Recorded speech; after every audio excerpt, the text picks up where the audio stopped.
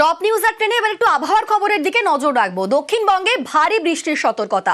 আগামী কাল পর্যন্ত ভারী বৃষ্টি দক্ষিণবঙ্গে, বৃষ্টি হলেও থাকবে অস্বস্তি। আজ ভারী বৃষ্টি উপকূল ও পশ্চিমের জেলায়। শুক্রবার থেকে দক্ষিণবঙ্গে কমবে বৃষ্টি। অপরদিকে উত্তরবঙ্গে অতি ভারী বৃষ্টির সতর্কতা। বৃষ্টি বেশি হবে জলপাইগুড়ি, আলিপুরদুয়ারে। বিক্ষিপ্ত ভারী বৃষ্টি উপরের 5 জেলায়।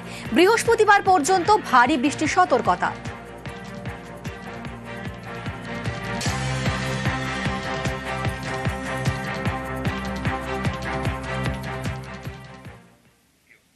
সামনেই পুজো।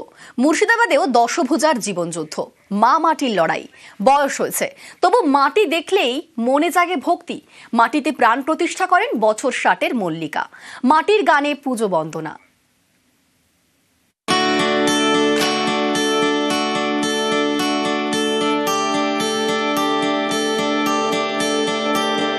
বয়স তো ক্যালেন্ডারের পাতায়। বয়সের ভার কাবু করতে পারেনি 60 ছুঁয়ে মল্লিকা দেবীকে। এখনো প্রতিমা করেন এই মৃৎশিল্পী। পুজোর অনেক আগে থেকেই কাজ শুরু। মাটির তাল থেকে তিলোত্তমা, এখন জোর ব্যস্ততা।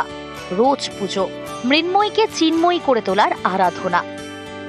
24 বছর বয়স থেকে আমি ঠাকুর করছি। স্বামীর সঙ্গে শিখেছিলাম কিছুটা, শ্বশুরমশাইয়ের সঙ্গে, শাশুড়ি মা করতো, ওদের সঙ্গে শিখেছি। আমার একটা কাজে নিঃশা, এখনো নিঃশা আছে। আমার কাজ করতে ভালো লাগে। এবছর কতগুলো দুর্গা ঠাকুর অর্ডার পেয়েছেন?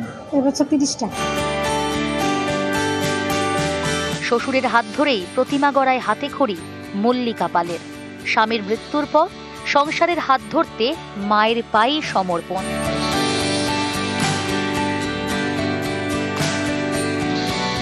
উনি বড় বড় ঠাকুর তৈরি করে আছে। উনি খুব পুরনো শিল্পী। বিভিন্ন মণ্ডপে আমরা ওনার ঠাকুর দেখতে পাই।